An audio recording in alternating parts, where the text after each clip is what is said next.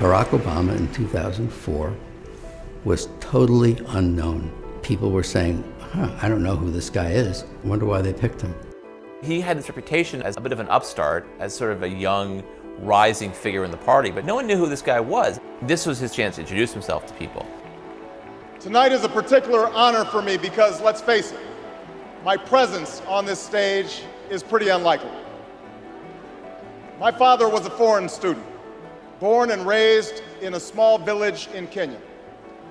What makes a great political speech is if you can somehow fold your story into this larger American story. The next thing he says is about his mother's family. His grandfather fought in World War II. He used the GI Bill. They settled in Kansas, so white people could say, he's just like us.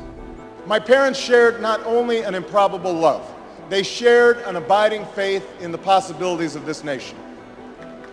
I stand here knowing that my story is part of the larger American story, that I owe a debt to all of those who came before me, and that in no other country on earth is my story even possible. Going into this speech, we've had 4 years of George Bush, and we felt as a country like we've grown further apart. '04 was very much a divisive partisan race. Obama's speech is in some ways an antidote to that. Alongside our famous individualism, there's another ingredient in the American saga, a belief that we're all connected as one people. If there's a child on the south side of Chicago who can't read, that matters to me even if it's not my child. If there's a senior citizen somewhere who can't pay for their prescription drugs and having to choose between medicine and the rent, that makes my life poorer even if it's not my grandparent. It is that fundamental belief, I am my brother's keeper, I am my sister's keeper, that makes this country work. E pluribus unum, out of many, one.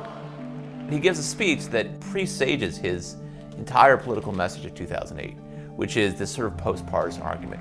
Now, even as we speak, there are those who are preparing to divide us. The spin masters, the negative ad peddlers, who embrace the politics of anything goes.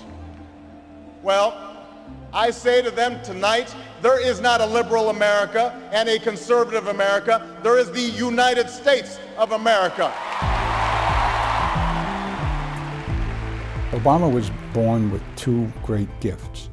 One is his mind, and the other is his ability to speak to large groups of people. There are three things that Obama does that really makes that speech effective. He wants concrete detail. He likes story. And he loves antithesis, the use of repetition and structure to show contrast. There is not a liberal America or a conservative America. There is one America. There is not a black America and a white America and Latino America and Asian America. There's the United States of America. The pundits like to slice and dice our country into red states and blue states, but I've got news for them too. We worship an awesome God in the blue states, and we don't like federal agents poking around in our libraries in the red states. We coach Little League in the blue states, and yes, we've got some gay friends in the red states. We are one people, all of us pledging allegiance to the Stars and Stripes, all of us defending the United States of America.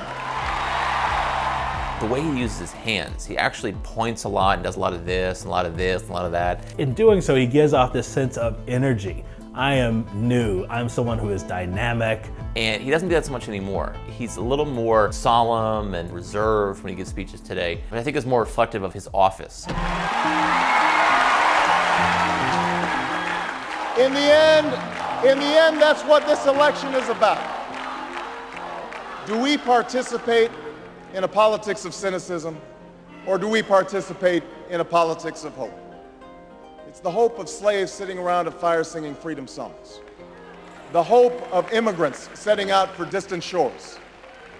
The hope of a young naval lieutenant bravely patrolling the Mekong Delta. The hope of a mill worker's son who dares to defy the odds. The hope of a skinny kid with a funny name who believes that America has a place for him too. Hope in the face of difficulty.